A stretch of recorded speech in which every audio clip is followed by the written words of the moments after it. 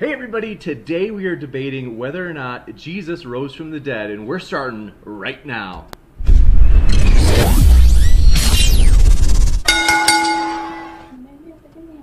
Hello friends, glad to be here with you. This is going to be a blast. I am honestly so excited.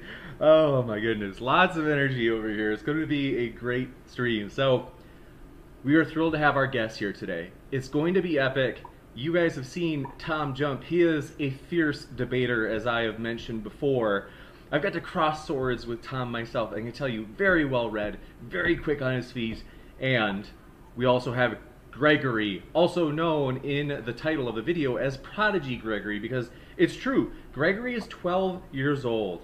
However, don't consider his age. Instead, judge him based on his arguments, how much he's read, the level of what he's read, and how quick he is on his feet.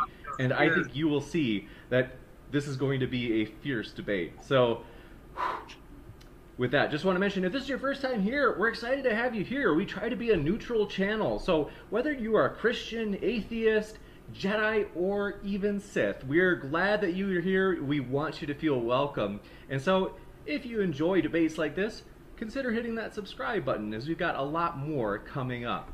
Also, want to mention, we are pumped to you could say that in a way we sponsor them. They don't pay us, we don't pay them, but we just want to give them shout outs because we are all for Be The Match, which is a non-partisan organization, so they're not Christian or atheist.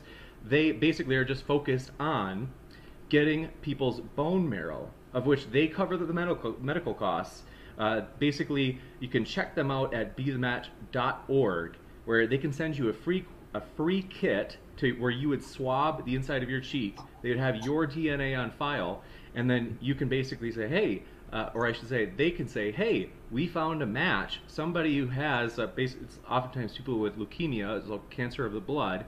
They'll say, hey, we found a match. There's somebody that needs you to be a donor. And they, like I said, they cover all of the medical expenses. So just wanted to mention that. We are thrilled about that organization and want to give them a lot of shout outs. So, back to the debate. Want to let you know both of the speakers are linked below. I should say Gregory, as of now, doesn't have a link yet. He is considering it. But Tom's channel, which has many debates, and we want to let you know about wherever the debates are happening, we want to let you know about it. Tom has tons of debates on his channel. So if you enjoy this, probably enjoy his channel as well. He's linked below. And with that, I want to just introduce you to the format, and then we are going to rock and or roll. So, 20-minute openings, that's optional, so the debaters can take as much or little of that as they feel they want to, and then a 40-minute open discussion. So, civil discourse style, followed by 20 minutes of Q&A. If you have questions, feel free to just shoot those into the live chat. I will fish those out, and then I will compile them into a list and ask them to the debater that you want me to ask them to. Last, we appreciate so much that people are so friendly at this channel. Like 99.9% of the people, they debate so well in the sense that they're like chill, easygoing, friendly, and we appreciate that so much. We do want to mention it once in a while. This is like 0.01% of the people that jump into the live chat. Once in a while, it's a little bit abusive toward the debaters. So we want to ask if you would be willing to be kind to the debaters. It's totally cool to say, oh man, that idea just doesn't make sense, and here's why. Feel free, we love it. But when it comes to like sometimes saying heinous things about people that are debating, it's like our debaters aren't going to come back if that 0.01% is calling them terrible names. They might not feel welcome. So with that, don't want to take any more time. I want to say thank you again to the 99.9% of people that are always just so gracious when they do debate in the live chat. We love it. So, given that Gregory is taking the affirmative, Gregory will start. Gregory, I have the clock set for 20 minutes, and on your first word, I will let it rip. So, thanks again to our speakers for being here, spending their time with us, and Gregory, the floor is yours. Thank you, James, and thank you very much, TJump, for being willing to debate me. So when we talk about the resurrection, first of all, before we get into the historical evidence for the resurrection, we need to establish two facts. The first being that Jesus died by crucifixion just outside of Jerusalem. This fact is unanimously accepted among scholars, And the reason for that is because, first of all, one, Tacitus in Annals 1544, first of all, said that Christ was executed under Pilate. Maribor Serapion in the Syriac manuscript implies that Jesus was executed. Lucian also in the Death of Peregrine also says that Christ was executed. Celsus in Organ Contra Celsum 68 also makes that claim. Josephus, the uninterpolated version, there's some interpolated versions, but this one's an uninterpolated version, in Antiquities of the Jews 18.3.3 also says that Jesus died by crucifixion outside of Jerusalem. Another fact that we must go by is that Jesus was buried in a nearby tomb. This is overwhelmingly attested in Mark 15:42 to 16:8. Now, this is in the early Passion narrative and was most likely early. Paul in 1 Corinthians 15:3 to 7:8, and we'll unpack the reasons for why that's early in a bit. And Josephus in Jewish War 4.317. And which they agree that crucified victims received a proper burial. And Jewish law also demanded that foreigners and criminals had to be buried in Deuteronomy 21:23 and Josephus and against Appian 2.211. We also have archaeological evidence that gives context to this, which is that in Yohanan ben Hagalga's crucifixion. And the burial of Jesus also meets the criteria of embarrassment, since they had to admit that they cannot afford a tomb to bury Jesus in. But with that in mind, let's get into the various theories that scholars have proposed can account for this. The mythic theory says that this was a myth after the crucifixion and burial. Jesus' resurrection was just made up by later Christians. The conspiracy theory says that the disciples made this up for their own gain. And the hallucination theory says that the disciples were grief-stricken and had hallucinations that Jesus had risen from the dead, and which propelled them to think that he was alive again. And some scholars have proposed combinations of this. And this will always come back down to the resurrection theory, which is that Jesus rose from the dead. So let's start off with the first fact, which is that the disciples said that Jesus appeared to them alive. This fact is unanimously accepted among scholars. Bart Ehrman says, I don't doubt at all that the disciples claimed this. Paul, writing about 25 years later, indicates that this is what they claimed, and I don't think he's making it up. And the reason and evidence for this is, one, has multiple attestations in Paul's epistles, Mark, John, Matthew, Luke, and Acts, and Josephus. And there's no way to explain the rise of Christianity if this didn't happen.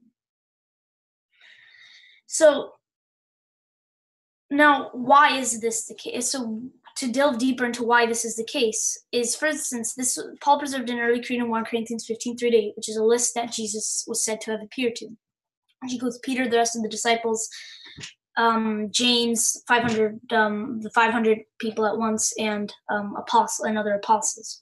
So most scholars would say this goes back to within 3 years of Pentecost, and the reasons for this are overwhelming. First of all, it's formed in a mnemonic structure of parallelism. It's less than 100 words, and this seems to be an early creed that was catechizing Christians, because it says, "For I delivered unto you as of first importance what I also received." So this is basically a rabbinic statement of a teacher passing on something down to his students, of which he was taught. So it really did have to come from the disciples very early on before they could basically teach it to Paul. And the creed also calls Peter Cephas, and not by his original name Peter, which was a later nickname taken from Matthew 16:18. It has an independent tradition that's not basically contingent on the Gospels. So the strong majority of gospel atheists and scholars, atheists and Christian alike, agree that this creed dates back to about AD 30 to 35. So this rules out the myth theory as exceptionally improbable. The hallucination theory says that this is a hallucination experienced by the disciples. And the problem with this is that it says that hallucinations happen in group settings, 1 Corinthians 15:3-7-8, and group hallucinations are exceptionally rare. For instance, peer-reviewed works on hallucinations have shown that hallucinations often manifest in one sensory mode, such as auditory and visual, and multimode hallucinations are usually exceptionally rare. So for a hallucination to explain these appearances, you would have to agree that the disciples are all each having a rare multimode hallucination, and they are all agreeing that Jesus is doing certain things, like eating and drinking and giving them the same exact instructions. So even if you could write the Gospels and Acts off as later myths, we still have the early creed in 1 Corinthians 15, which reports group settings and some specifically early sermons and Acts, which are preserved, and which reports that Jesus ate and drank with the disciples. That's Acts 10:34-43. And C.H. Dodd notes that the speeches in Acts seem exceptionally early, and this was an apostolic preaching and its developments, page 19-27, because they lack influence from traditional Pauline theology or vocabulary. They contain a high degree of Semitism, meaning they are most likely originally Aramaic, and they lack resemblance to the originally written elements of Acts, meaning they likely predate traditional Acts and are early Aramaic speeches of oral tradition. So with this, the hallucination theory seems exceptionally improbable. But there is one other thing. It's called the power of suggestion. In animalistic psychology, a study of extraordinary phenomena, behavior, and experience, Warren A. Jones and Leonard Zusna read the literature on the group's hallucinations, which happens to be very little. And they talked about a place where 70,000 people said that they witnessed a public miracle. However, the reports varied. Like, although the children reportedly saw the Virgin, the crowd, at least many of them, like, they had seen a color phenomenon. And expectation and excitement were definitely not present, as the narratives embarrassingly portray the disciples as basically running for their lives after Jesus was crucified, and they doubted the report of women. And women had a very low status in the ancient world. And they also were frightened when they saw Jesus. This is in Luke 24:37-38. And secondly, it's interesting that if the appearances were hallucinations, they basically do not fit the criteria that's traditionally associated with it. The conspiracy theory, however, I think can account for this fact, because even though it's hard to posit such a mass hallucination, it is possible. Not a mass hallucination, sorry, a conspiracy like this where they may have lied about it. I would say it's still possible, and I'll grant the conspiracy theory to this fact. The second fact is appearances to skeptics. And this is also unanimous. It's almost unanimously accepted that the James and his brothers were not his followers before his crucifixion. It's also unanimously accepted that Paul was an enemy of the church and originally a later convert, which he quotes in Galatians 1:20-23. And Paul, so right, Galatians 1:22-23 was very early, and mentioning that James was an early skeptic would not have been made up, as no Christian would dare to dishonor, shame, or lie about one of their leaders in such a way, and the fact would not have been later made on. Yet it's clear through early creeds, Galatians 1:19-9-12, 1 Corinthians 15:7, which we've already established as true, and Josephus, Jewish Antiquities 20.9.1. The conspiracy also has an extremely hard time accounting for this, as why on earth would they have lied? Because they were a small, persecuted, and hated minority with the Messiah, who was literally just shamefully crucified, and they couldn't even afford their own tomb, as we said earlier. And Jesus dishonored the family, and James had already opposed him, and suddenly James makes up something like this. And Paul also had no reason to do this. He persecuted the church, as he admits in Philippians 3:4-6, and he also partook in the stoning of the apostles in Acts 6:8-8:1, when we've established that there were early sermons that reported this, and suddenly everything was going from it. Suddenly as an urge to leave is, I would say, a lie, and to be a miracle in and of itself. Well, what if they were both hallucinating? Well, this starts to create a theory to be less parsimonious once you add more hallucinations to it. And the plausibility of Paul having a hallucination is extremely low, as he had no background, as he was against the church, and usually hallucinations have some kind of expectation to them. So, all right. Let's move on to third fact, which is that the immediate proclamation, which is not like the disciples believed, which was first of all, they immediately proclaimed in Jerusalem, like Tacitus mentions that the first evil broke out in Judea in Annals 1544, and yeah, so he reports in Galatians 2:1 and 2:9 that they were first preaching in Jerusalem, and then also Tacitus and Paul also, as well as we've already said, suggest that Jerusalem is where Christianity began. So the mythic theory, as we know, cannot account for this fact, and the conspiracy theory definitely cannot account for this fact, as they literally went up and said, "You have crucified your Messiah, and he has been raised." So these people are either crazy or absolutely convinced that they're right. So the conspiracy theory seems to be hopeless in accounting for this. And also, they voluntarily suffered for their disciples and witnesses. Like in Annals 1544, Tacitus reports in Suetonius 2.51, they said, and Jerusalem also, in Antiquities 20.9.1. And Paul also reported intense persecution early on. There's a later epistle in 1 Clement 15:3-6, which also claims this. And so yeah, as we can tell, the mythic and conspiracy theory have a hard time accounting for this, and but the hallucination theory, I believe, probably can account for this fact, as they could have should be a miraculous and wild hallucination, but I think it's still possible. Okay, the last fact is the empty tomb. So Gary Habermas has surveyed the material written on the resurrection by scholars, and it's basically found that 75% of scholars accept the empty tomb was found empty the tomb was found empty on Easter morning. And the evidence for this is overwhelming. But some scholars like John Dominic Crossan believe that Jesus wasn't buried in a tomb, but they were thrown in a trench for dogs to eat. But this theory flies in a large pillar of evidence. For instance, Dale C. Allison, who is skeptical of a resurrection, says a toff would rarely be used for the dumping of criminals in a trench for dogs to eat. Also, the account of early accounts for the burial would also be incompatible with John Dominic Crossan's argument. As we said, Mark, 1 Corinthians, and Jewish war, and the archaeological evidence. Also, the Romans were okay with other Jewish practices going on in Jerusalem that they detested, such as temple worship, keeping the Sabbath, having their own temple guards. So I don't understand why they wouldn't keep this practice as well. So also, all right, so such a group had so this would have been pretty humiliating, and the fact that they mentioned that he was basically in the tomb of Joseph of Arimathea also means that tomb is public knowledge and its whereabouts known. But as we've already stated, this is also embarrassing because women had discovered the empty tomb, and they were thought of as they had a very low status in ancient culture.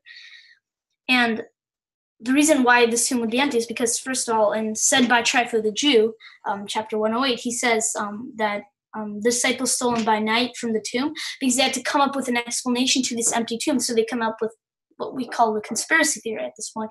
And the conspiracy theory, this is why the conspiracy was the earliest theory, because they had to account for the empty tomb. So why is there an empty tomb? Well, if the Sanhedrin had the body, then they could just have the Gentiles bring it out and basically show the tomb was never empty. And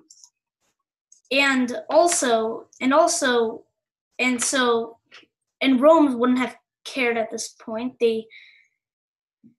If the tomb was empty, then Rome could have just dispelled the rats and showed the empty tomb as well. That's getting back to that. So how do we account for the empty tomb? Well, could we say that Jerusalem, the Jewish people the Jewish leaders had taken the body? Well, they wanted Jesus crucified, shamed, buried, and forgotten. And the Rome would not have cared at this point, so we would have to say that Christians had stolen the body. But this doesn't seem to work either, because like, for instance, if they'd stolen the body, then why would they have reported the theory that Jewish leaders were spreading? And And also there was it was flooded with pilgrims at the time as it was Passover, so they would have been seen and caught, and they wouldn't have embarrassingly reported that they had not understood that Jesus had predicted his rise. There's no, and yeah, and the Jewish authorities would come after them, so there's no reason why they'd do such a risky thing. So for the conspiracy theory to work, we need to posit the disciples, who were in fear for their lives, somehow decided to steal a body, fake the resurrection, and manage to get the body out of the Sanhedrin section of town, and hide the body in an overcrowded city with pilgrims. So the entire theory just basically reduces down to overwhelming unlikelihood. The hallucination theory doesn't appear to work either, because we would have to posit that all of Jerusalem hallucinated, and as we've shown, these mass hallucinations don't work like this. And the mythic theory doesn't work, as we've already shown the evidence for the empty tomb. So, with the rise of these facts, what we have to do is, since we've shown that the resurrection theory can account for these facts well, we need to come up with another theory that can better account for this fact than the resurrection, because the resurrection can easily account for this fact. And in order to show that the Jesus most likely did not rise, we have to come up with a better explanation than the resurrection and find alternate evidence against the resurrection that would work. So in conclusion, until we can find a better historical explanation than the resurrection, which was shown to account for these facts, we cannot claim, we can say that the resurrection is most likely, as it can better account for the facts. Sorry if I've been a little bit stuttering, and sorry about that. So yeah. Thank you very much, Gregory. So there's 3 minutes left, so just in time. And Tom, I will load up the timer, and thank you as well for being here. The floor is yours. All right, so if I told you I saw a real living, breathing dog, you should believe me. However, if I told you I saw a real living, breathing unicorn, you should not believe me. The difference between these two statements is that dogs have an implicit empirical basis, meaning there are many things about dogs that we can have and used in the past to make testable predictions, such as their bones, DNA, chemical composition, taxonomy, phylogeny, embryology, training, allergies, etc. Therefore, dogs already have an empirical basis that makes it reasonable to believe that they physically exist. Even if I only say I saw a dog, that conceptual evidence of my testimony, combined with this empirical evidence that we already have of dogs, this implicit empirical basis, makes it reasonable to believe that I saw a real living dog. However, unicorns do not have an implicit empirical basis. Therefore, they would require an explicit empirical basis before any amount of testimony claiming to have seen one was reasonable to believe. By explicit empirical basis, I mean providing examples of things that can be used to make testable predictions. In the case of unicorns, that would be like a DNA sample, a location where to find one, pet one, fossils, any of those kinds of things. So without any kind of an empirical basis, the testimony of saying I saw a unicorn is not sufficient to believe unicorns actually exist or that I actually saw a real living, breathing unicorn. But it is for the claim I saw a dog, because dogs have an implicit empirical basis. Historical claims are a form of testimony, so they work the exact same way. If the claims already have an implicit empirical basis, they are prima facie reasonable to accept. If they don't have an implicit empirical basis, then an explicit empirical basis must be provided before they are reasonable to accept. Therefore, anything that lacks an empirical basis, such as miracles, magic, mythical creatures, the paranormal, supernatural, or UFOs, would all need an explicit empirical basis before they are reasonable to accept based on any amount of testimony.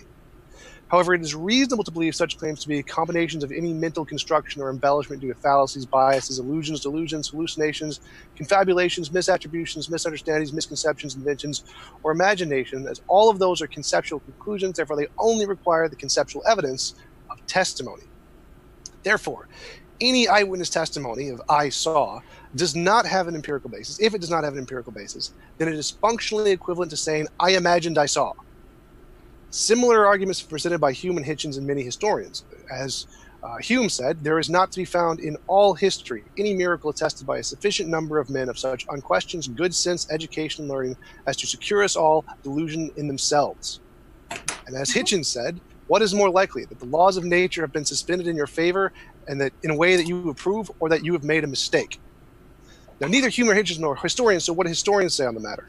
As to quote Michael Licona, a Christian historian, most biblical scholars and historians hold to the investigation of miracle reports lies outside of the rights of a historian acting within their professional capacity. And to go further by a secular historian, Robert Webb, definitional limitation. What is usually understood to constitute history is not making an ontological statement about the totality of reality. Those whose worldview includes a supernatural realm and the possibility of theistic causation may respond in two ways. They may define the breadth of history to include the possibility of divine causation, or they may view this understanding to be definitional limitation of the modern discipline of history and how it functions without it being an ontological statement about the nature of reality. This latter view I could call methodological naturalistic history. In other words, for the purpose of doing historical work, the historian is methodologically limited to causation within the physical space-time universe. But this does not limit the historian's personal ontological worldview, just his historical method as a historian. Therefore, without any empirical basis, no amount of testimony can justify miracles. It's not even an option on the table. So any of these other alternatives, like delusion, miscommunication, interpretation, all of those things are necessarily better explanations because they have an empirical basis. Yeah. I'm good. I'm done. You got it. So thank you very much, Tom. And want a quick mention, because I always forget a couple of things. One is, if you have a question, we did mention you can shoot it in a live chat. I'll scoop them out. Super Chats also allows you to make a comment toward one of the debaters during the question and answer, and Super Chats automatically go to the list, the top of the list that we read from. Also, very excited for tomorrow, as G-Man will be on tomorrow, and yes, this is the real thumbnail we will be using. So, very excited about that, as G-Man will be debating friends from the Black Hebrew Israelite movement. So, that is going to be a high energy debate. We're looking forward to it, and hopefully we'll see you there tomorrow at 4 p.m. Eastern Standard Time. So with that, back to the debate. We are now going into the open discussion portion. So we have 40 minutes set, and the floor is yours, gentlemen.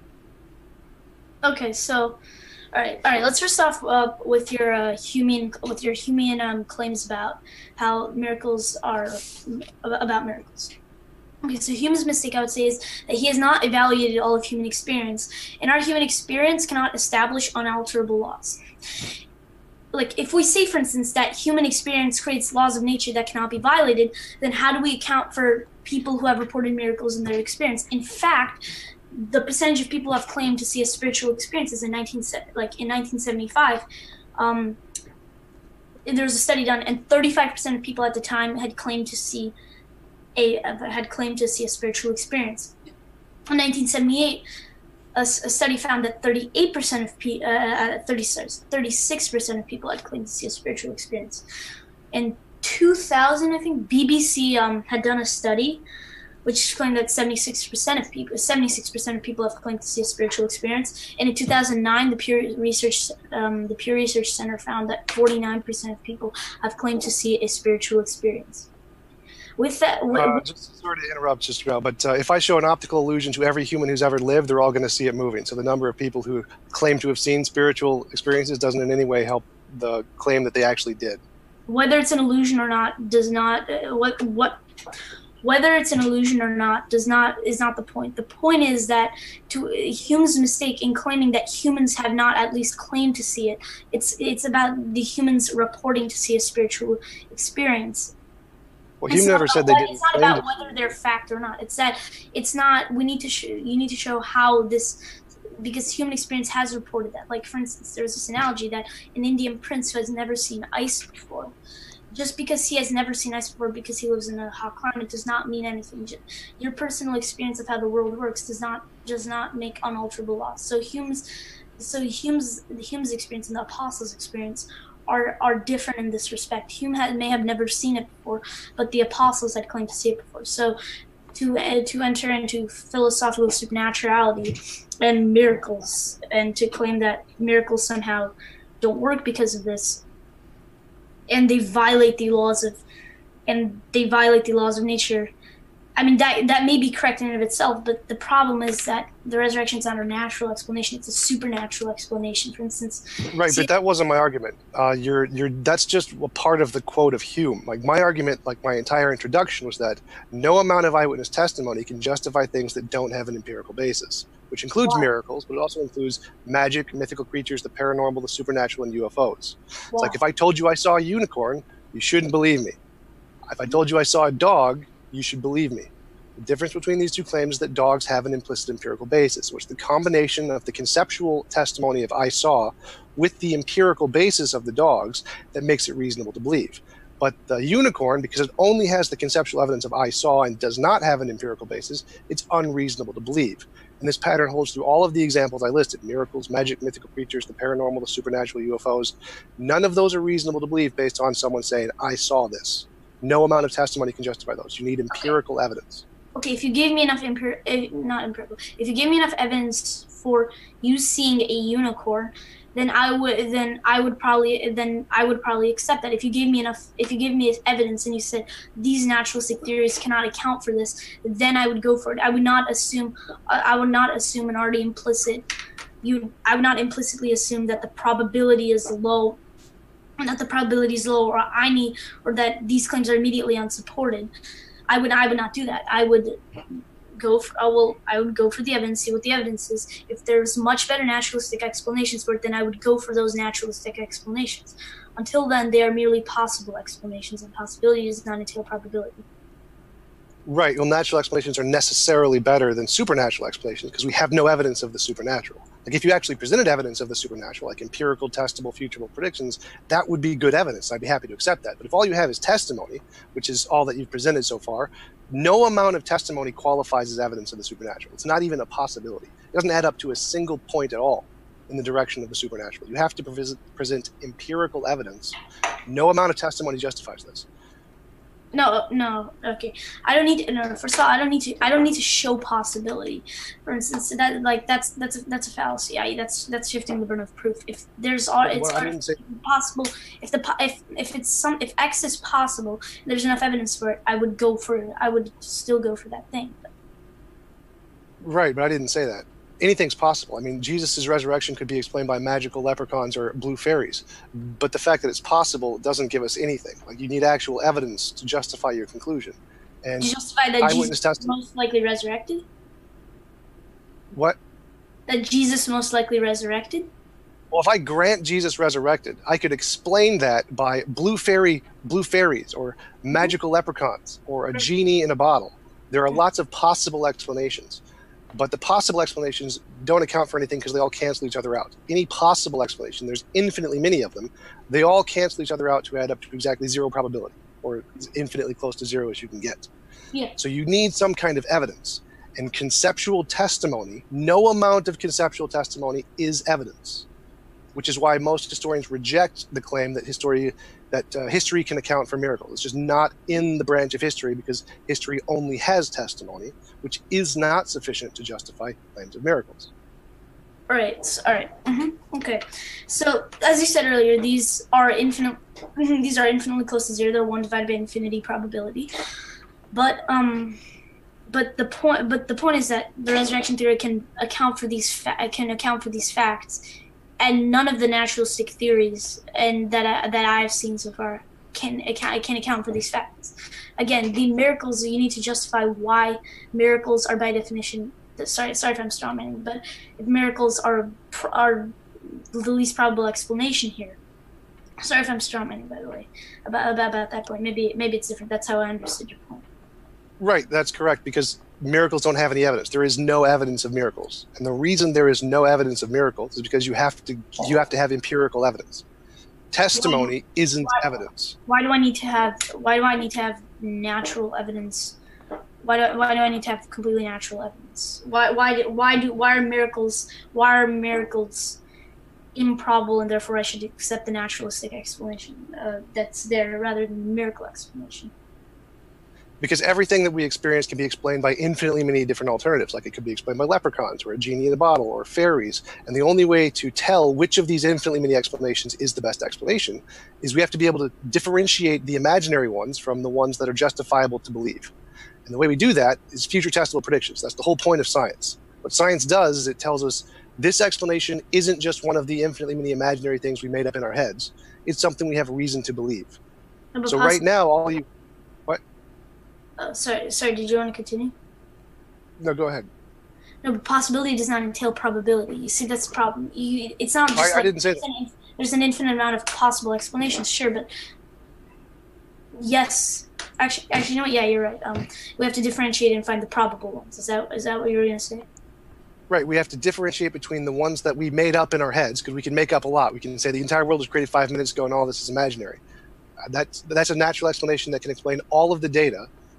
Or we could say that the quantum fluctuations created a Boltzmann brain and all of these memories are just illusory. That's a natural explanation that can explain all of the data. We could say that leprechauns created this entire universe and just made Jesus rise from the dead as just a joke. That can explain all of the data. There are infinitely many ways that we can use to explain all of the data, both natural and supernatural and ubernatural and super duper natural in every possible way. So you need to filter out the imaginary ones that we made up in our imagination and show which of these is actually justified, the most probable, as you put it, that actually caused the event. Right, now, but to do that... Yeah, sorry. To do that, we need empirical evidence. Empirical evidence is what does that. It filters out the imaginary ones. That's the whole point of empirical evidence. That's what science does. So if you can't meet that, you would need some other kind of criteria to filter out the imaginary explanations. I don't know of any such criteria. I use the empirical method because it works. And by the empirical method, that rules out miracles because there isn't any empirical evidence of miracles, just like there isn't any empirical evidence of magical leprechauns or a Boltzmann brain or the fact that we're in the Matrix. Two things. First of all, explaining the data is different from best explaining the data. Something could have complete explanatory scope, but it's only a possible explanation. So the explanation, for instance, you gave we cannot assign any probability to it. The only probability to it is because it's merely a possibilistic explanation. Possible explanation. 1 divided by infinity. What I'm saying is that the resurrection theory best explains the data than these other theories. So unless you can provide a better explanation for this, then we can go by those standards. Right. I'm arguing that your explanation of a magical resurrection is exactly the same probabilistically as magical leprechauns or blue juju fairies. All right, why because there is no evidence of the resurrection, just like there is no evidence of fairies. There is exactly the same amount of evidence for the resurrection as there is for fairies. Yes, there is. There's historical evidence. Empirical evidence is historical evidence is testimony. Testimony isn't empirical, so testimony isn't evidence. So there's exactly the same evidence for the resurrection as for fairies. Empirical evidence is not the only kind of evidence. Empirical evidence is not the only kind of evidence. There's historical evidence, there's philosophical evidence, there's mathematical evidence, there's many other kinds of evidences. Empirical and scientific, or maybe not scientific, but empirical evidence in and of itself is not the only kind of evidence. So again, you need to justify that. Right, because that's the quotes of the historians I gave who explicitly said no amount of testimony can make ontological claims about the nature of reality. You have to exclude the supernatural because testimony can't justify these kinds of claims. You need empirical evidence. Right. So historians, like most historians, as the Michael Licona quote said, most biblical scholars and historians say that the study of history claims lies outside of the bounds of historian acting within their professional capacity. And then I gave a quote with Robert Webb explaining why, which is because the testimony can't make claims about ontology, about the nature of reality. It's a description of what's in our heads. Our personal experience, our personal testimony isn't a description of, or isn't evidence of new categories of things. That's not how it works. Which is why in my introduction, I started with the statement, if I told you I saw a dog, that's reasonable. If I told you I saw a unicorn, that's not reasonable. No amount of testimony of a unicorn is ever evidence of a unicorn. You need some kind of empirical evidence. Doesn't matter how many people saw a unicorn. Doesn't matter how many people think a unicorn resurrected from the dead. It makes no difference at all. Like there are hundreds of accounts of Bigfoot. We don't take that as evidence Bigfoot exists. There are thousands of accounts of the Loch Ness Monster. We don't count that as evidence that the Loch Ness Monster exists. There are tens of thousands of accounts of aliens. We don't count that as evidence that aliens exist. There are hundreds of thousands of accounts of ghosts. We don't count that as evidence that ghosts exist. There are millions of testimony accounts that homeopathy can heal people. We don't count that as evidence that homeopathy can heal people. And if I showed every single human being on the planet a picture of an optical illusion, they will all see it moving. That isn't evidence it's moving. no amount of testimony can justify an empirical claim about the world. You need empirical evidence. Okay, right. Okay. So first of all, historical. All right. So first of all, historical evidence. This historical evidence has a philosophical background to it, which is that the supernatural is possible. Building from that, we can build historical claims. I start off with a philosophical thing and then build a historical case. Two. Well, we'll do, just to jump right there. Like you said at the beginning, remember, possibility isn't probability. So the possibility that the supernatural exists is no different than the possibility that magical blue leprechauns exist. That's so right. That's on the same level. That's not what I said, though. I said that there's already a philosophical possibility from it, and then I'm creating historical probability based on that. If there's philosophical impossibility, I cannot create historical probability. And second of all, right. But so just to say, there's also philosophical possibility of blue magical leprechauns. So you're still on the same level as the blue magical leprechauns right now. Right. These blue magical leprechauns, we need historical evidence for. Until then, the philosophical possibility is always there. So the philosophical possibility of the supernatural is exactly the same as the philosophical possibility of blue magical leprechauns. Correct. Those are on equal footing. Correct, but I don't argue that we cannot prove blue leprechauns. I believe that that it's possible, but unless that evidence is presented, historical, whatever, whatever you want, I will not accept that. But I am providing historical evidence from this, and then we have to respond to that. So the second thing I presented the historical evidence of homeopathy with the millions of accounts of people attesting that homeopathy can heal people. None of that counts as evidence because it's not. The testimony, the historical testimony, isn't evidence. That's the whole point. You keep presenting these non-evidences as evidences. Okay, so my argument wasn't just like testimony. I included the empty tomb as well, and they all added up to a cumulative case for the resurrection. Like the disciples said, I already said, like the conspiracy theory can account for that, and maybe if they were all like 500 people at once, then yeah. And then I added the disciples believed, like because of the voluntary suffering of the disciples and witnesses, and the fact that they immediately proclaimed in Jerusalem, even though they knew that they could have been martyred and killed for it.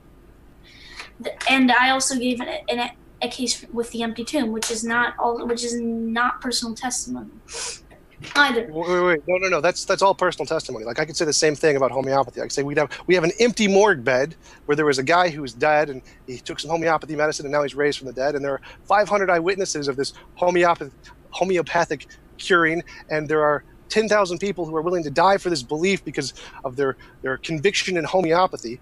None of that's evidence of homeopathy. What's the evidence? None of it. It's all testimony. It's all I saw. What's the evidence that external sources testified to that, and they would have been in trouble if they had created this? If they created this hoax, they would have voluntarily done that and been in trouble, or like that possibly these were just a conspiracy. And I showed why those don't account for that. Well, again, that's all testimony. All of that is still under claiming that. All of that is what? What am I claiming? You're just claiming that there is this thing without giving evidence for it. Right, it's made up. This is a made up example. Like there are more eyewitness testimony accounts of homeopathy and Hindu miracles than there are of Christian miracles. Right, so but the problem there is are better examples. Yeah, right. The point is that no amount of testimony justifies homeopathy, just like no amount of testimony justifies the resurrection. I can add 10 times. We can reject a lot of historical claims if we go merely by that. Then, like, there's a lot of historical that we can reject. Only the miracle on testimony. Right, but remember, in my opening, I explicitly said if it has an implicit empirical basis, it's reasonable. If it doesn't have an implicit empirical basis, because then we have the combination of the conceptual testimony of I saw with the combination of the empirical evidence of that already being there, like the dog. If I said I saw a dog, the dog has the combination of the I saw conceptual testimony with the empirical evidence of dogs, like their bones, their DNA.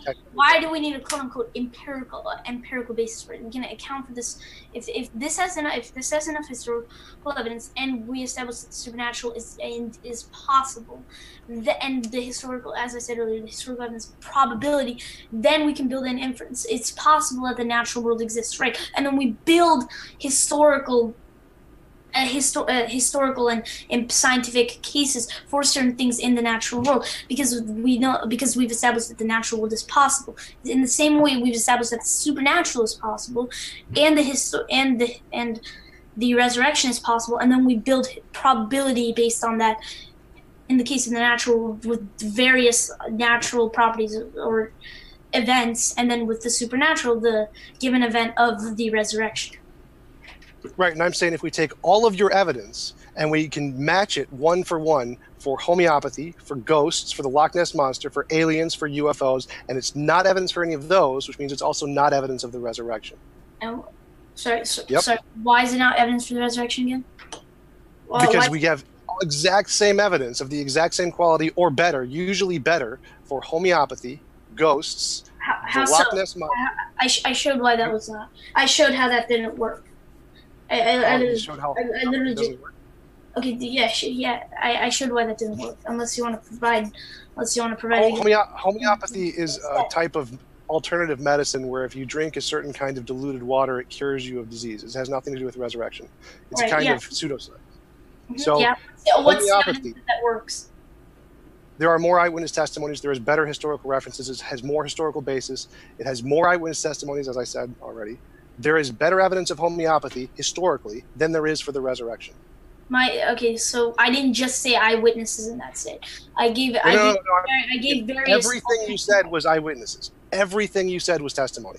You said somebody saw the tomb was empty. Somebody saw, or somebody claimed that they saw someone raised from the dead. That's testimony. No, Everything you said. People were claiming that there was an empty tomb. It could be easily. People were claiming. Claiming is a testimony. Yes, but everything. Yes, but then we have to reject many historical things. If we don't at least use testimony, for it, then we can reject many historical.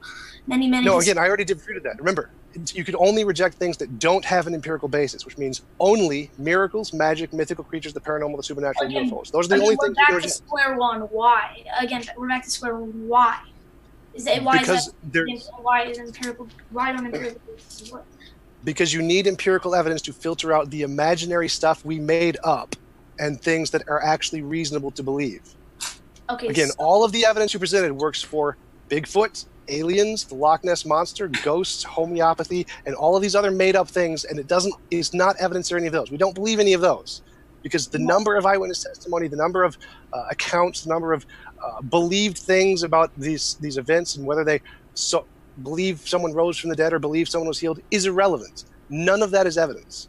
No, all of that is philosophical we use philosophical and historical things, maybe sometimes even empirical things, to differentiate the made up from the true. We don't nearly just use empirical basis for that. There's philosophical. Right. There's lots of stuff we use. It's not the only criteria. Depending on the kind of thing. This is a historical and philosophical thing. This has to do with philosophical possibility and historical probability. Two parts to this, and there says in the empirical part, it falls under the philosophical part. So this says so this is not, again, we don't merely just use empirical basis to differentiate between the false and the true. We use philosophical and historical basis for this. Right, it's a combination of all of those, but the empirical is a necessary aspect. If it doesn't have an empirical basis, it's immediately imaginary. It's just imaginary. You don't even because there is no. You mean unsupported, right? The unsupported is something that exists in the world. It's only supported as an imaginary thing in our heads if it doesn't have an empirical basis. Okay, so again, why is this the case? Because we're going to go in a circle again with this empirical basis thing. I've already covered this many times. It's like because we need a way to differentiate between the imaginary stuff and the real stuff. The philosophical basis doesn't work. We can prove it doesn't work because it also works for Bigfoot, aliens, the Loch Ness Monster, ghosts, homeopathy. So that's out. That method does not work. Philosophy merely establishes whether it gives a background for whether something's possible or probable. We're historically differentiating the merely possible to the possible and the probable. We're using history, and we're using a philosophical. Right. So just starting with the philosophical background, the philosophical background of possibility works for Bigfoot, aliens, Loch Ness Monster, ghosts, and homeopathy. So the philosophical background does not differentiate between the imaginary stuff we made up and what's reasonable to believe. Correct. I'm saying the historical part differentiates. Right. I'm going by these one at a time. I'm going through these one at a time. So all of your accounts, 500 people saw this happen. That doesn't work either because that also accounts for Bigfoot, that also works for aliens, that also works for the Loch Ness Monster, that also works for ghosts, that also works for homeopathy. So that also doesn't give us a way to differentiate between our imagination and what's reasonable to believe. People accounting this because it works for the imagination. So again, we need some way to differentiate between the imagination, our imagination, and what exists. Yeah. If some criteria can't do that, then it doesn't work, right? So like if I said, I need a way to tell if this ball is red or green, and I use green glasses and I can't tell which one is red or green, then the green glasses do not work to tell the difference between the balls. Correct, but you need to show why this is a so-called green glass in this context, right? This is No, it's completely irrelevant to that question. So right now, all I'm showing is that your criteria can't tell the difference between an imaginary thing and a real thing. Now, it doesn't actually matter whether the thing itself is imaginary or real. All I'm trying to show is that your criteria can't tell the difference. So like if I said testimony, can testimony, eyewitness testimony of a certain number of people tell the difference between an imaginary thing and a real thing? Well, there are millions of eyewitness testimonies of homeopathy. We know empirically homeopathy does not work. It's imaginary. Therefore, no, testimony cannot tell the difference between imaginary and real things. Do you follow my logic? All right, so empirical... So empirical basis cannot have any say on a supernatural events. This example, so I don't get your example. No. You can absolutely have empirical examples of the supernatural. Like if I predicted there's a supernatural being who will give you a gold brick if you pray to it, and a gold brick materializes in front of you every time you pray to it, that's good evidence of the supernatural. So you can definitely have empirical evidence of the supernatural. Same thing with the historical evidence, but except you're rejecting it based on philosophical empirical basis, and I'm showing why, and I'm showing why that does not work. I have no idea what you just said. Like. So my example is that you need a way to tell the difference between your imagination and the justifiable things to believe. If whatever criteria you're using can't do that, then that criteria is garbage and we throw it away. It doesn't work. It's not evidence.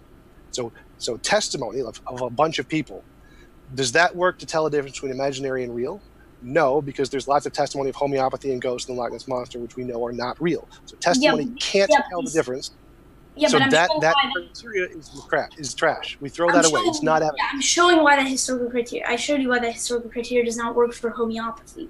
If you were to provide an actually good historical case for homeopathy, then and scientific case, of course, then I would accept it, because homeopathy is mainly an empirical phenomenon. But even if it was historical, provide historical and empirical understanding of what that is, and I showed you why that your historical case.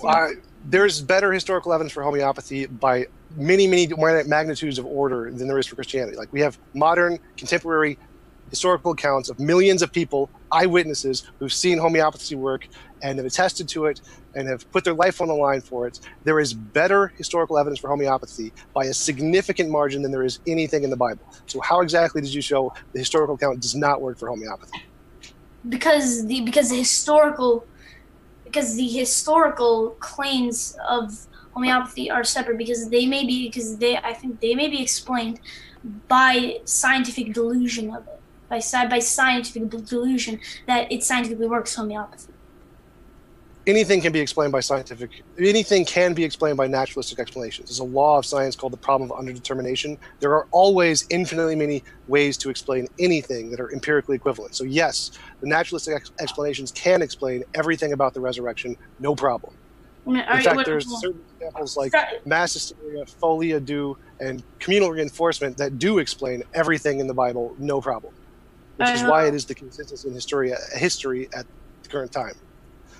Wait a minute. So sorry if I'm strawmanning you, but are you saying that the problem of undetermination shows that metaphysical, like historical metaphysical and miracle claims are unsupported or fantasy? No.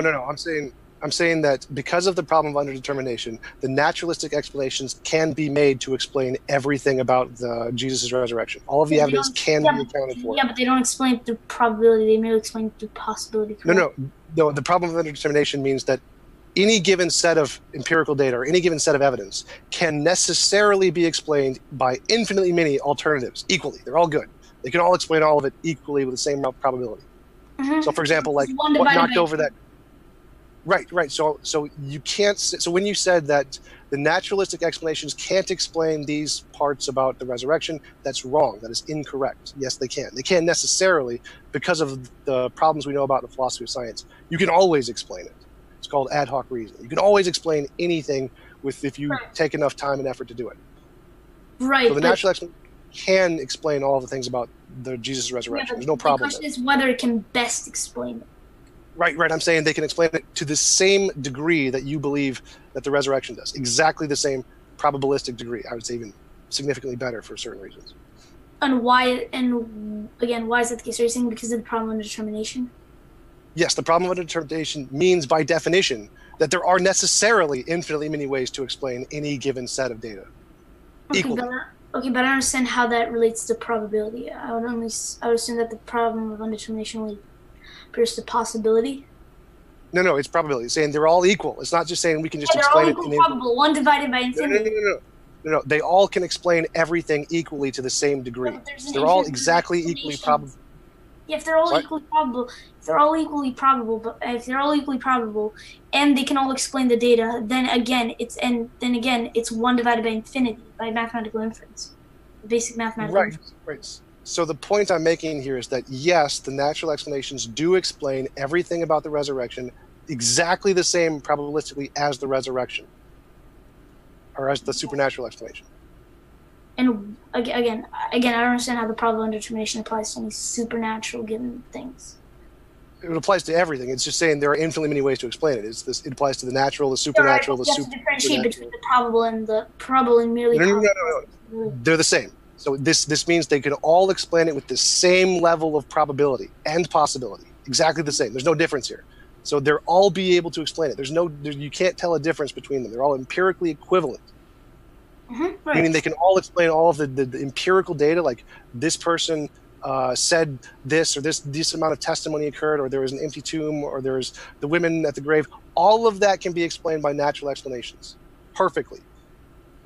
Right. So exactly the same probability. Right. So there's no problem. So what I get from this, I'm sorry if I'm strawmanning the problem of determination or you, but according to the problem of determination, then what would follow is that we cannot differentiate between any claims that we know to be fact, right? Like for instance, if I say that equals MC squared. Sorry if that's a bad example. We cannot differentiate because they're all equally probable. Right. If we're only looking at past and present data, we can't tell the difference of which one is right, which is why we use future testable predictions, which is the empirical evidence stuff, to tell which one is the better explanation. That's why we use the future predictions, the empirical scientific evidence, to say this is a reason to believe this explanation isn't imaginary, because we can use it to project into the future about something we don't know yet. And if it gets it right before any of the other ones do, that's a good reason to say, yeah, this is probably correct. Right. I disagree. I disagree with that. If it's merely establishing an empirical, if it says that we have to do it by merely future testable predictions, which is a scientific method according to you, we still during scientific principles sorry. The scientific method isn't, again, not the only way to do this, which is why I think the problem of determination is limited in its scope, in saying that merely future testable predictions are what work. Otherwise, we would not be able to make a lot of historical claims. But what you would say to that is, well, they have an empirical basis. To what degree? They're still not the scientific method. Right. So going back, my claim is that you need some way to tell the difference between your imagination and reality. Now, you're right that there may be other ways other than empirical future predictions, but you would need to present one of those ways. And I can prove you wrong and show that doesn't work if that same way can work for the imaginary things. Because if it can work for the imaginary things, then it can't tell the difference between imaginary things and real things, right? Do you follow my reasoning?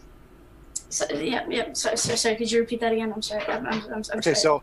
So the main claim here is that whatever criteria you want to use to claim as evidence the resurrection happened, it has to be able to filter out the imaginary explanations, the stuff we make up, the blue fairies, the magical leprechauns, all the stuff that we know is just made up. If it can't do that, if the same evidence works equally for the resurrection as it does for the blue magical fairies, then your evidence can't tell the difference. Because there's historical probability to it.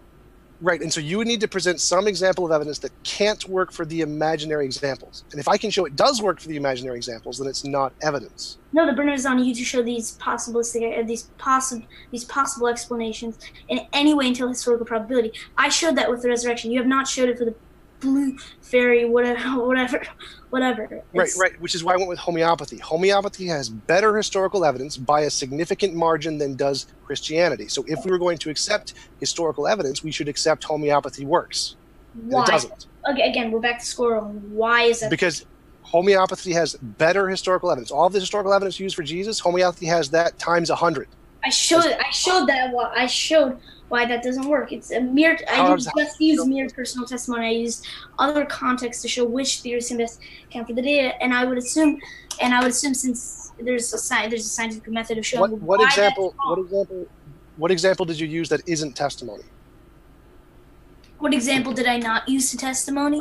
No. What example? You said you used things other than testimony. What example did you use that was not testimony?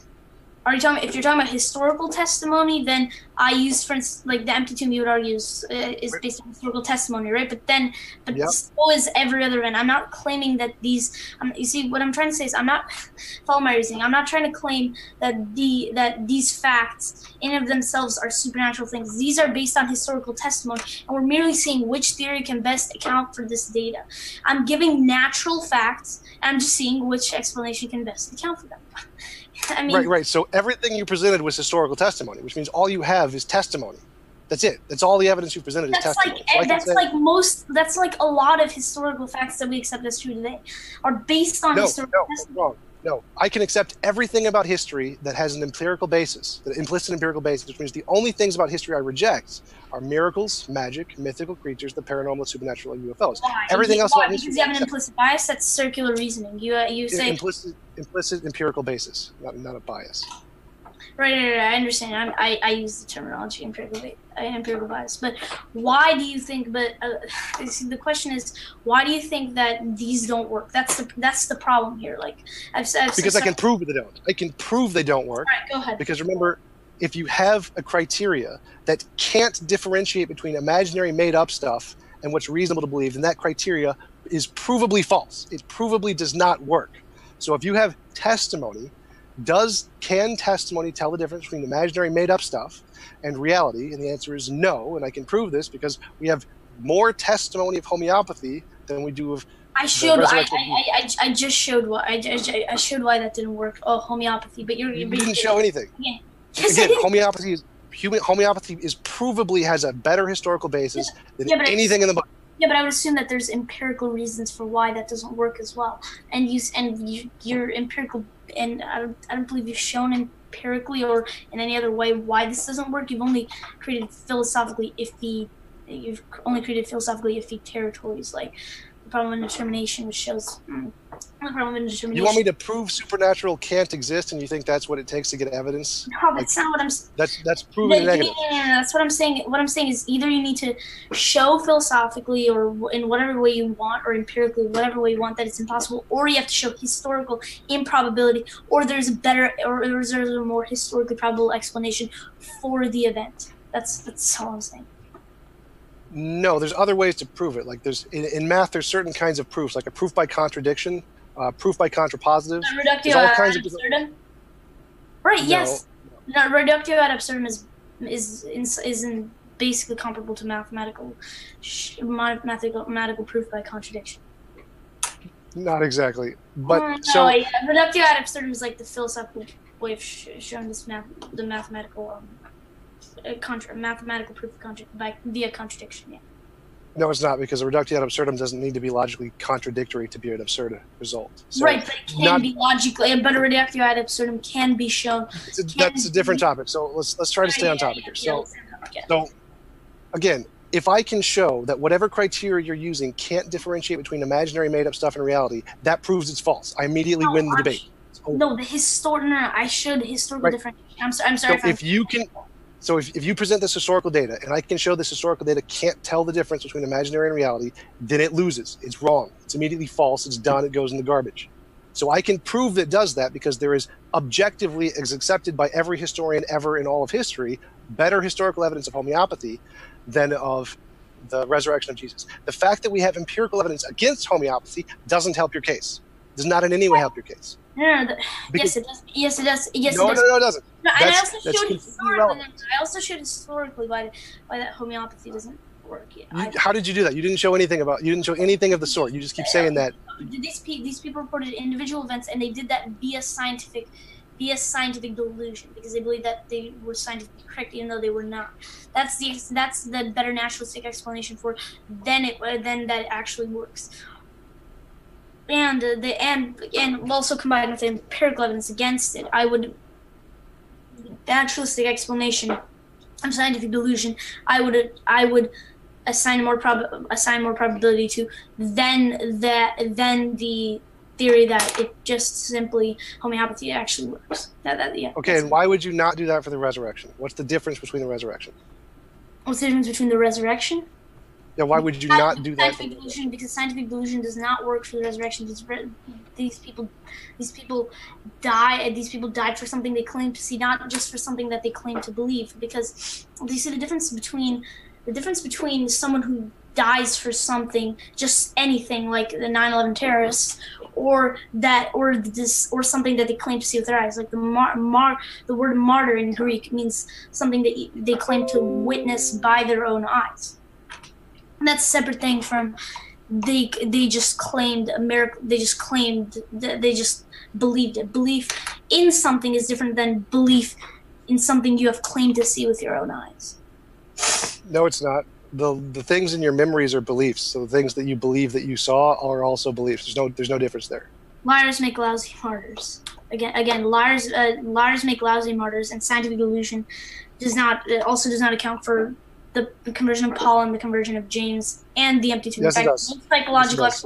No psychological explanation can account for the empty tomb. No, that's false. They all necessarily can. Again, problem of indetermination, we can prove that false immediately. Yeah, yes, right. they can all account for that. They can all account for that perfectly. Well, the problem of indetermination, again, it's still 1 divided by infinity, and we still have to differentiate. No. The point is that any natural explanation can explain all of those things perfectly well, exactly better than your explanation can. Why? It can always explain. The problem of indetermination does not show how these naturalistic explanations can. It shows that they can necessarily. It's literally what the problem means is that they can necessarily do this. It's one of the biggest are better than scientific explanations. Got a 1 minute. Yes, that literally any explanation can do that. That's the point. There's infinitely many that can all do that necessarily. That's what the problem is. Does that apply to the natural supernatural dichotomy? Yes. No, it applies to everything. Applies to everything. The natural, the supernatural, the ubernatural, the super duper natural applies to literally everything. All right, so then we can say the same. Okay, so then we can say the same thing for any natural explanation as well. Because if the problem of indetermination also worked, then we would also have to reject the scientific method, as it also applies to science. I believe. No, because again, it only applies to past and present data, or past and present data, which is when we go to the future testable predictions, because the future testable prediction gives us a way to tell the difference. That's the point. Right. I disagree. I disagree then with the problem of indetermination scope. I would. Yeah. So I would disagree then with the problem. 15 seconds left. So yeah, the problem of indetermination scope, because then it does not apply, because that's only applying to natural explanations. That does not apply to supernatural. No, it doesn't. It does apply to supernatural. It does. It literally is about science. It literally is about science. Yeah. I hate to cut you guys off. I totally appreciate you both. We have run out of time for the open discussion, but we are restarting the clock for 20 minutes for the Q&A, and we appreciate your questions, everybody. Thanks so much. Let's see. Trying to think of anything. That was excellent. That was very enjoyable, stimulating. So. Steven Steen, Gregory, he says, thanks for your super chat, Steven Steen. He says, Gregory for the win, amazing kid. So, got a fan out there. And then, I would actually say it's not necessarily about winning. Maybe it's more of an open discussion between me and TJump, who share different views. And in the end, I agree that we all have a human bias, which is reason is a slave of the passions in the end of the day. Yeah. Thank you very much, Brian Stevens, and thank you as well. Oh yeah, Brian Stevens. I like Brian Stevens. He's always like, he's very respectful. He always like, yeah, nice to anyone who disagrees with. I like Brian Stevens. Yeah. Yeah. Thanks for your super chat, Brian. He says Gregory only has evidence people believe to claim.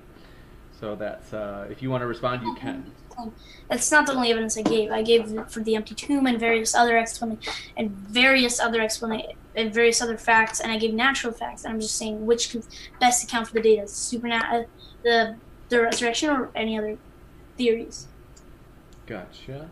Next up, thanks for your super generous super chat, Ronald Mendonca. We really appreciate that. He says, for Gregory, the Jesus story is a religious story from one religious book of many religious books from that place and era. Please read all the other religious books before drawing any conclusion. They can't all be right, but they can all be wrong. Right, so... Okay, so that's separate. Just because there's many other religions does not necessarily entail that one religion may not be correct. In just one book, I didn't use that. I used various facts that can be attested from secular sources.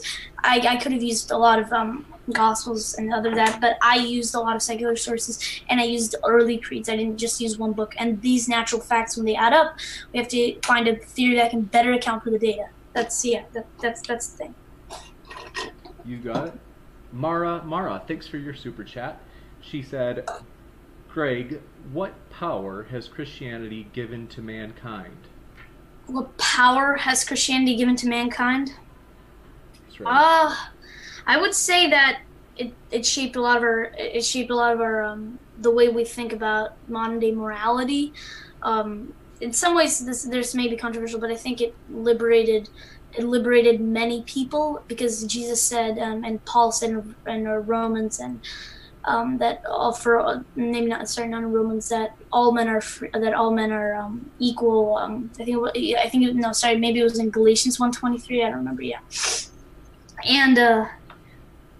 and again, I think it influenced a lot of the way our principles worked. And originally there was discrimination going on that came from Christians and elaborated into the law, but I believe that after we evolved to understand the principles of Christianity, we evolved towards it better, and now we have a much better system. In the West, I believe, was how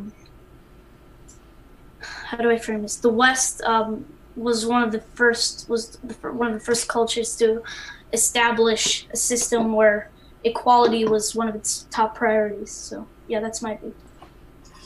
Gotcha. Thank you very much. The big gulp. I like it. All right, Brian Stevens has another super chat for Gregory. Thanks for your super chat, Brian. He says, to Gregory, you say history can give a probability for the resurrection. If this is true, give the mathematical probability and how you found it. Sorry, could you repeat that question again? I didn't catch that again. No problem. He said, you say history can give a probability for the resurrection. If this is true, give the mathematical probability and how you found it. The mathematical probability of the resurrection? That's right. I don't believe that there's a mathematical probability for the resurrection. I believe that there's a historical probability as this. I wouldn't say the resurrection relies on mathematical probability. It strictly relies on historical probability and a philosophical background of possibility. Gotcha.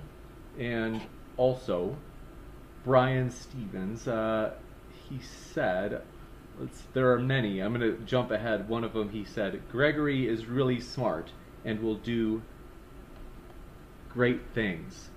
So that was thank you very much. I hope to, at least. And then he had also said, I've got a lot of respect for you and appreciate your thoughts and debates. So, you got a fan out there, Gregory. Yep, thank you as well. Then, yeah, thank you as well very much, Brian Stevens. I really like him. Yeah, he's a good guy. He is. He's been a huge supporter. I've seen. Steven Steen, thanks for your super chat. He said, TJump, the default is not imaginary. Do better. ... How do you think all knowledge comes to us? It comes to us through our imagination, through our qualia sense experience. So yes, everything does start off as imaginary. It's kind of the point of Descartes' I think, therefore I am. Necessarily starts off as imaginary. Gotcha. Next up, Mara, thanks for your super chat. Mara said, TJump, what empirical evidence do you have for freedom of will or for the existence of yourself? All empirical evidence is based ultimately on testimonial of the scientist observer. Well, there is no free will. Free will is logically incoherent, so there isn't any empirical evidence of that. There is empirical evidence that I exist because we can empirically test the weight and the mass and the speed and the energy of all the particles that make me up. So we can definitely have empirical evidence of me. It's not absolutely certain, but yes, we do have empirical evidence of that. You bet. Next up, thanks for that super chat, by the way, and for your answer, Tom. Steven Steen said, Greg, you can use, and then in capital letters, HML as probability. No number needed. Hope I said that right. Does that make sense? HML. Wait a minute. What do you mean HML? I wasn't sure.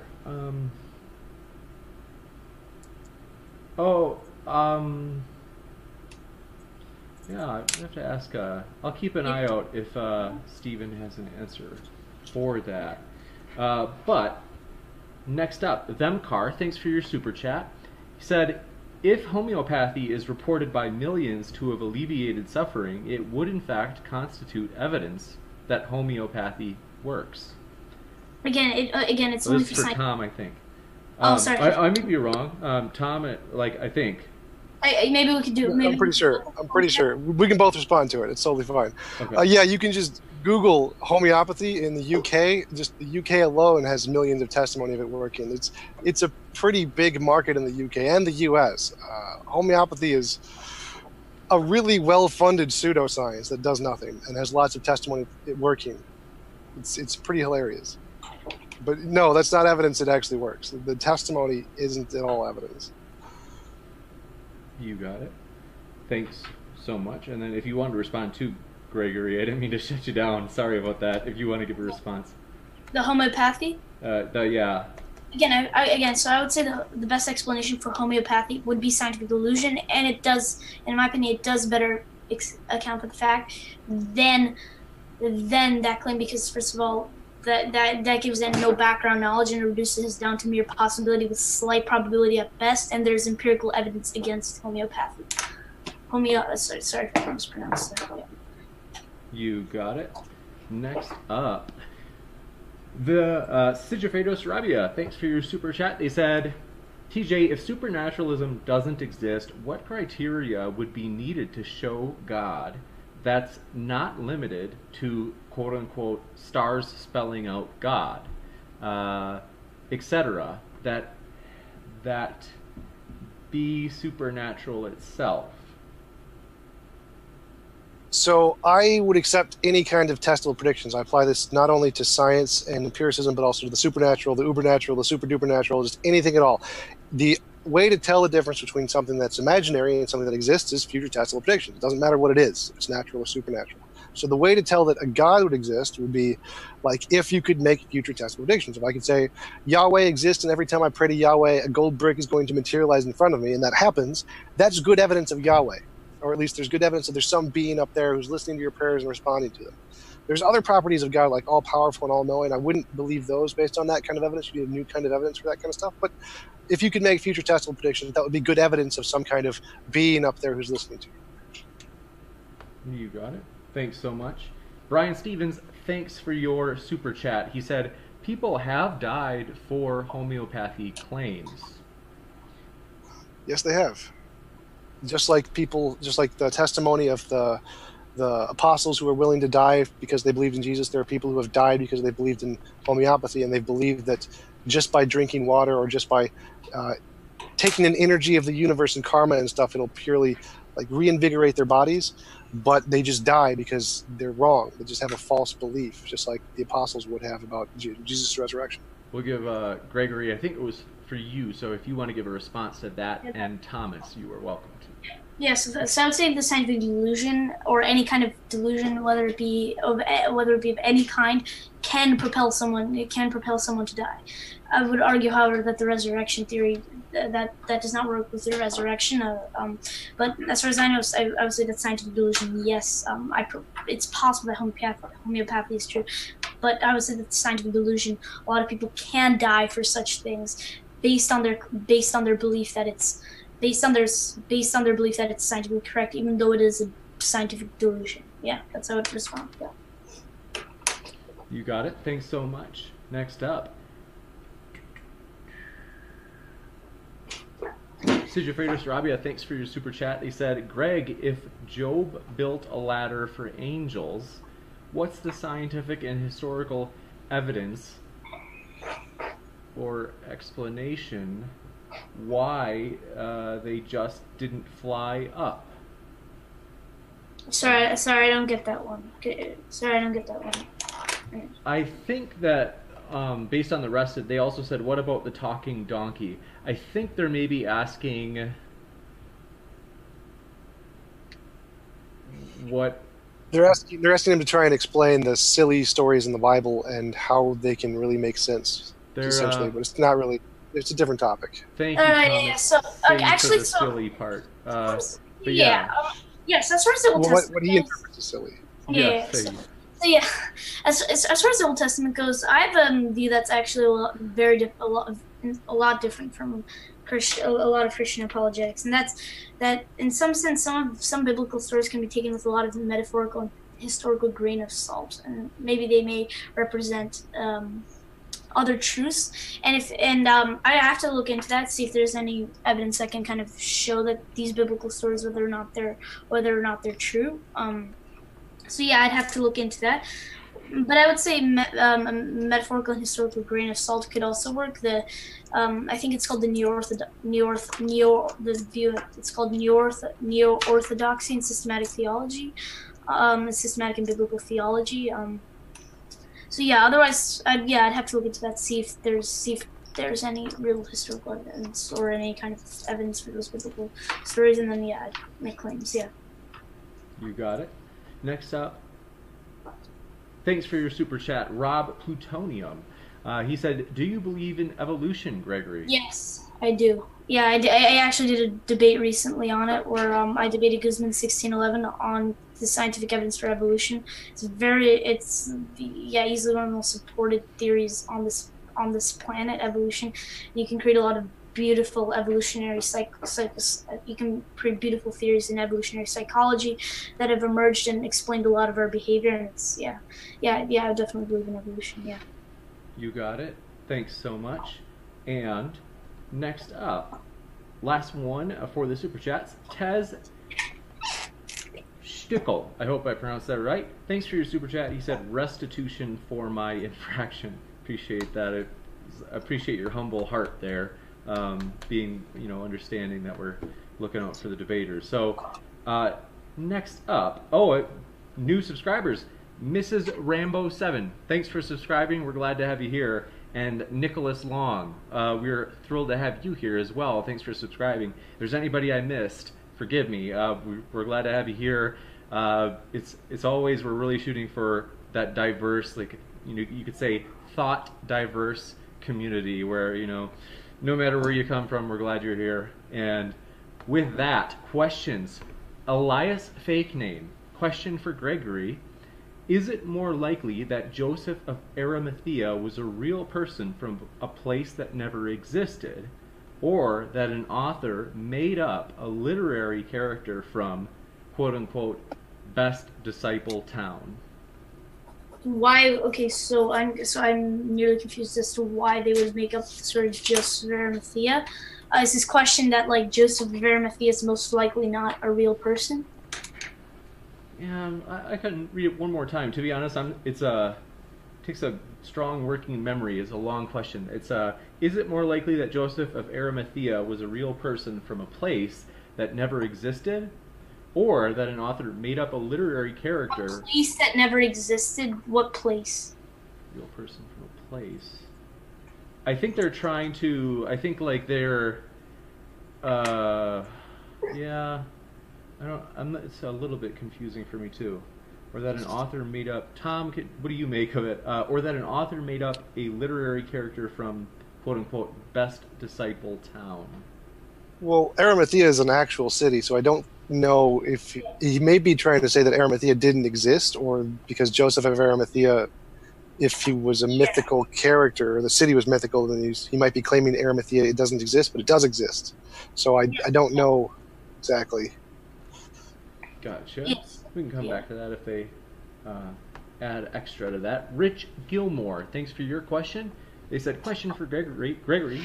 assuming the evidence for Jesus' resurrection is sufficient, do you believe the saints were raised as described in Matthew, and what is the evidence for this? Thanks.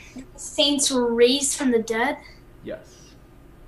Yeah, I'd have to look. Yeah, I'd have to look into that. See if there's see the historical evidence for the saints being raised. As for now, that's for maybe it could be taken with a metaphorical grain of salt. Otherwise, I would give uncertainty and look into the historical evidence for saints or whatever. Until then, I will leave you with uncertainty, with historical uncertainty, and as to that. You bet. Thanks so much. And Jesus is Lord had a question. Thanks so much for your question, Jesus is Lord. He asks, Tom, what do you think happened to Jesus' body? Probably thrown into a ditch with a mass grave, like all crucifixions. Gotcha.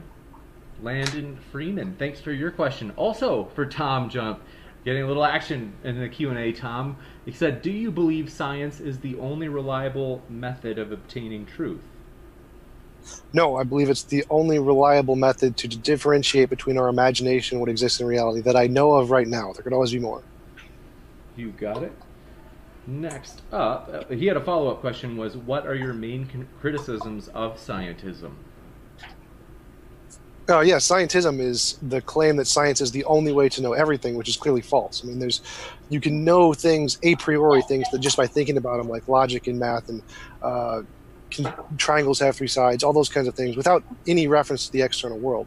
Yeah. So science's only function is to differentiate between whether or not our imaginary explanations apply to reality or whether or not they're just imaginary. So it only has a specific usage. It can't be used to understand everything or to know everything. Gotcha. And next up, Rich Gilmore, thanks for your question. He said, if the resurrection is proven historically, with causes/reasons defined, does this not disempower the purpose of a miracle, relegating it to just another objective fact like any other?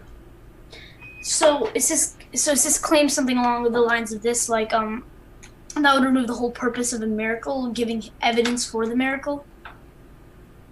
I think so. Yeah.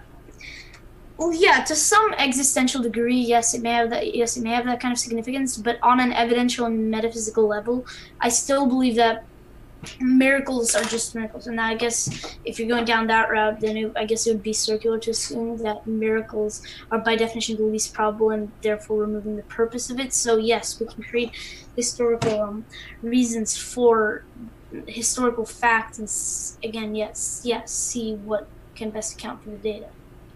Yeah. You got it. Thanks so much. That was a good question, by the way. Yeah, I never heard that one. That's an interesting one. Next up, let's see.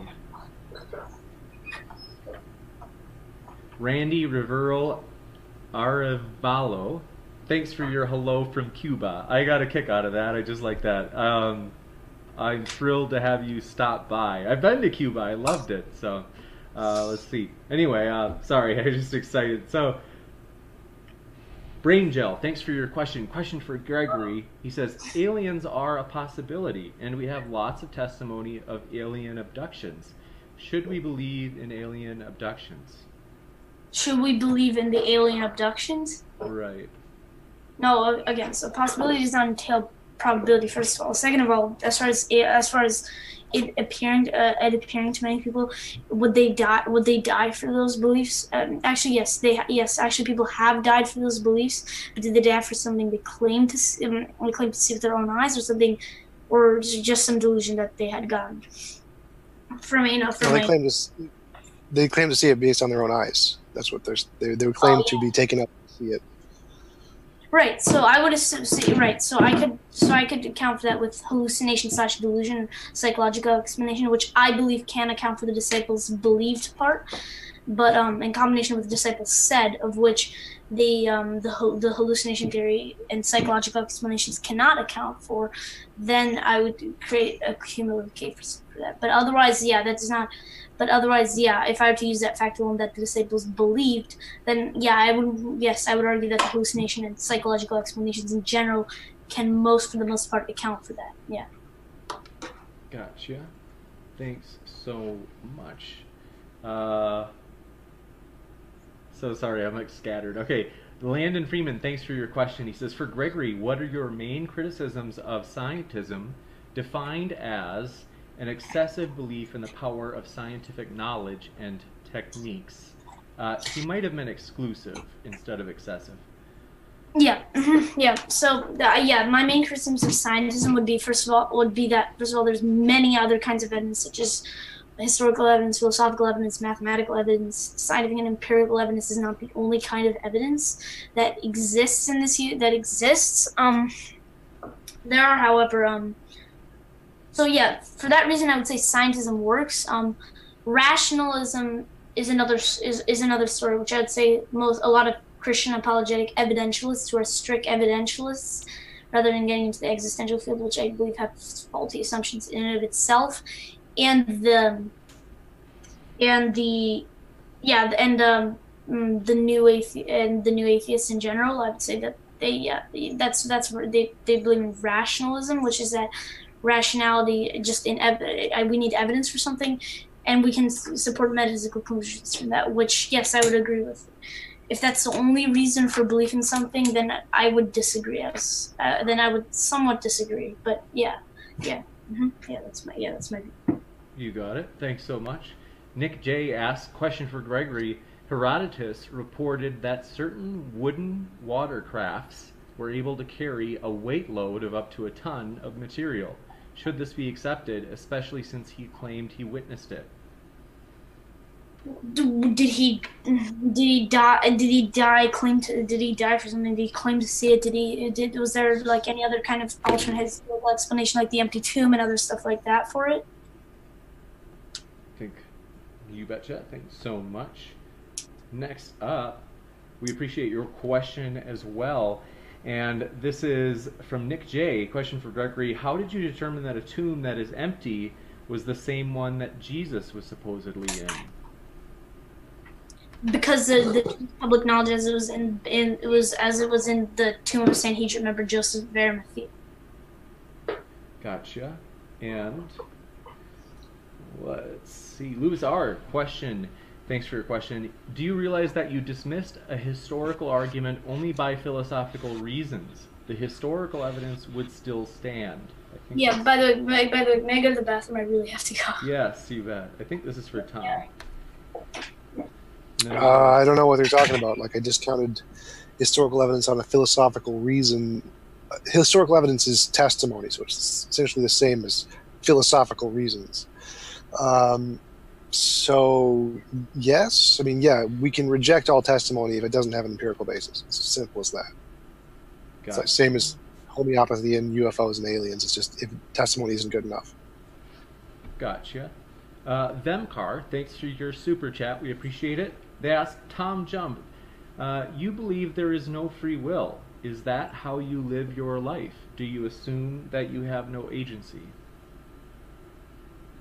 Well, that question is a confusion between like how you live your life and what you believe fundamentally exists. Like, free will is incoherent. Either things are determined by reasons or they are done for no reasons, in which case they're random. Those are the only possibilities. So logically, free will isn't even an option. There's no way to actually articulate what free will could be. Now, I live my life based on my desires and my compatibilist free will, as Dan Dennett phrases it, but the actual objective free will doesn't exist in that sense. But it has no effect on how I live my life. You got it. Thanks so much. Next up, Rob C. asks, what grounds do we have to disbelieve the testimony of UFO abductees? And that's for both debaters.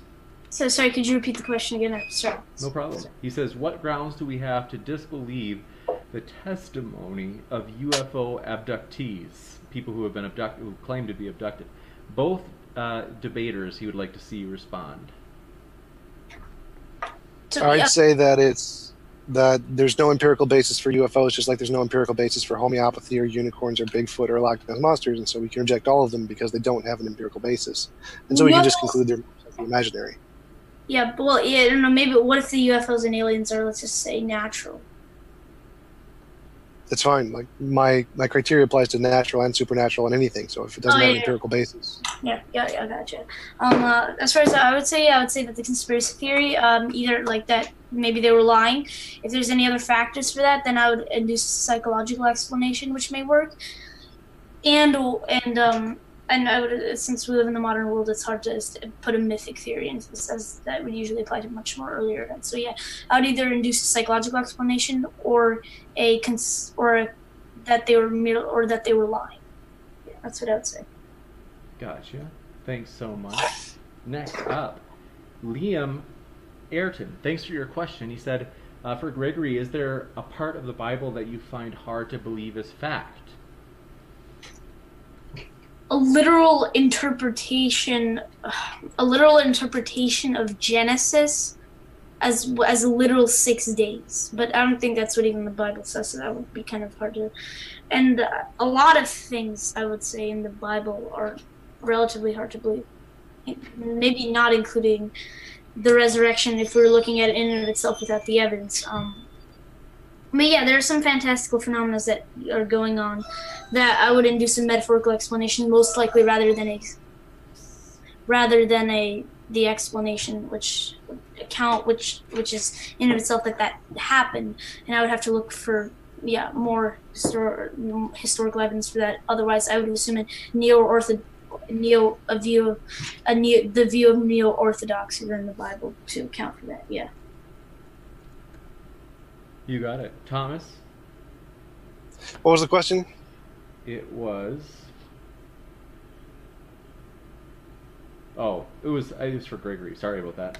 I was back. For some reason, my mind jumped to the UFO question. The Christ Teller. To Gregory, do you believe in evolution of mankind? And if you do, how is it compatible with the Bible?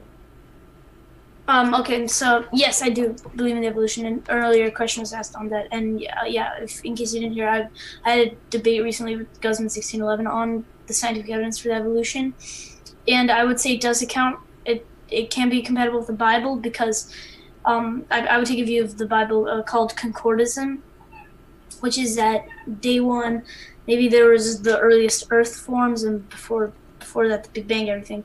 And then as slowly species emerged, day 7, the species of the mammals, apes, and eventually humans. And the word for the beginning, it does not necessarily have to be in Hebrew, it does not necessarily have to be, it doesn't necessarily have to be a definite beginning, and can be an infinite chain, even though I do not believe in infinite universe. Yeah, that's what I would say. Gotcha. Thanks so much. Franco Sagno, thanks for your question. Said, since I'm so impressed with Gregory, have you cast out any demons yet from someone, No. Gregory? No, I have not. I haven't cast out any demons. Just to make that clear, I'm not like a supernatural entity or anything. Gotcha. Just a normal guy. You betcha. Thanks so much. Next up, Nick Jr., thanks for your question. He said, does Gregory reject the eyewitness claims of witchcraft in Salem? I don't reject the eyewitness claims. I reject that goes back to the metaphysical claim of witchcraft being a reliable form of conducting events. Yeah, that's what I would say. I actually have a question for Gregory about that, if you don't mind. Sure. Mm-hmm, yeah, go ahead.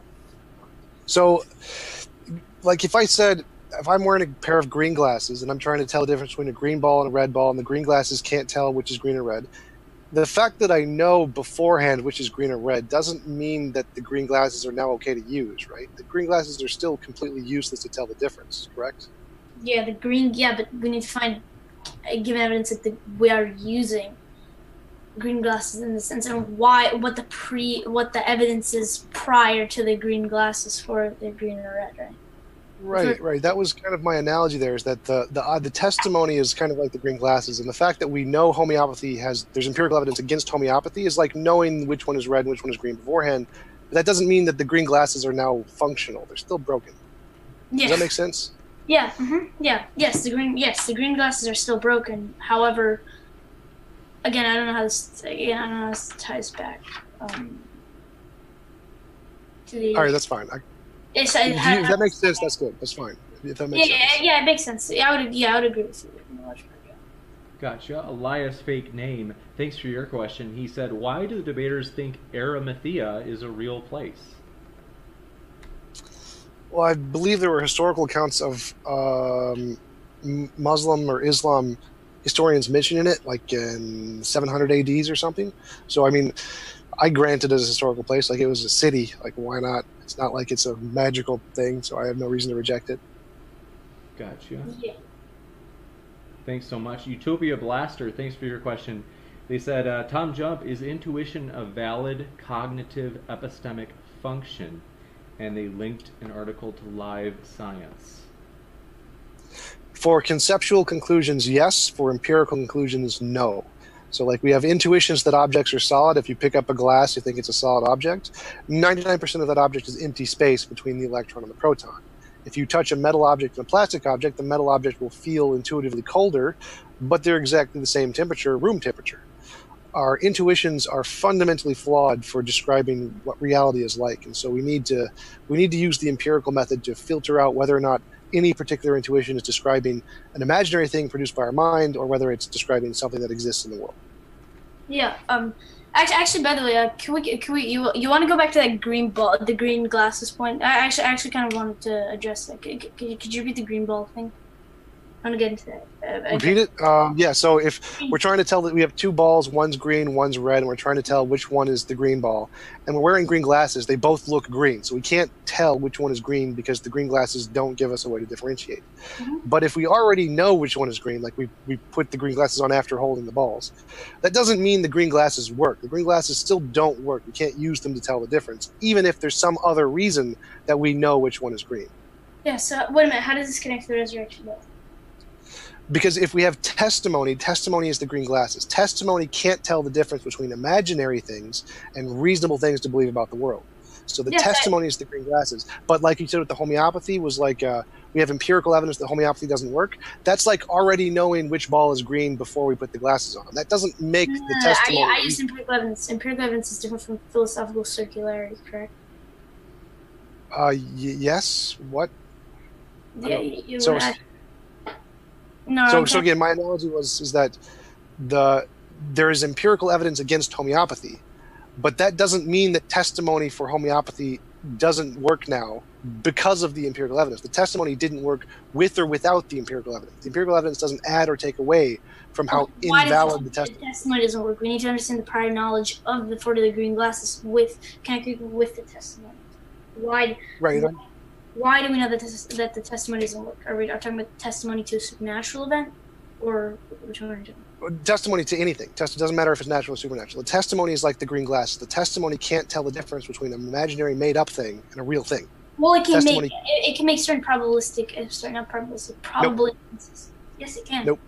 Yep. Nope. That's kind of the point. That was the point of the course of the history. Literally can't do that. We're going to jump to the last question, if that's okay. Sorry to interrupt you guys. We've got a question from Icarus. Icarus, we appreciate your question. And they said, without cardinal sin, in parentheses, Adam and Eve didn't exist, what did Jesus die for? I think that's for Gregory. Jesus died for mankind, correct? Jesus died for mankind. I still need to see. I would still need to see the evidence for Adam and Eve, or otherwise I would take it as a metaphorical story, which I would say differentiates myself from a lot of traditional Christian apologists. So, but yeah, until I could see the historical evidence for Adam and Eve, I would not accept first of all. But second of all, Jesus died for mankind, correct? Not Adam and Eve necessarily. And if he did mention any of that, then that would be metaphorical about how Adam and Eve represents mankind. Gotcha. Thanks so much. So, with that, I want to say thanks for everybody's questions. We appreciate it. Also, we appreciate everybody being here. Just in terms of our speakers, we've, like I said, all of the speakers that we've asked have been willing to come on for free, and so I owe them big time, and we appreciate you guys understanding that we're trying to want them to feel loved and encouraged when they're here. So we appreciate that all of you guys do that so well. That means a lot. And we are now going to just remind you one more time, links are in the description. So if you're like, oh man, that TJump, man, he's a true gangsta, you can check out his link in the description. And Gregory does not yet have a link, but perhaps someday we will let you know when it happens. And just again, want to say thanks so much to the speakers. We really appreciate you guys being here. Thank you. Thanks for having us on. Thanks for having us on. Yeah. Yeah. Hope you guys have a great. Yeah, this is an honor, the TJump and James. Yeah. Thank you, Gregory. The honor is all ours. So take care, everybody. You have a great rest of your Saturday. Thank you.